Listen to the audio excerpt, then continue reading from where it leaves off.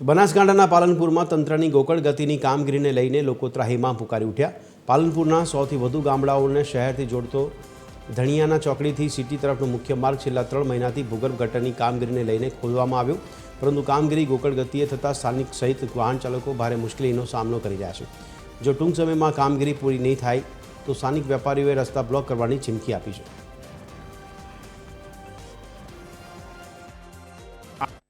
ધન્યા ચોકડીથી સિટીમાં જવું એક માથાનો દુખાવો બની ગયો છે।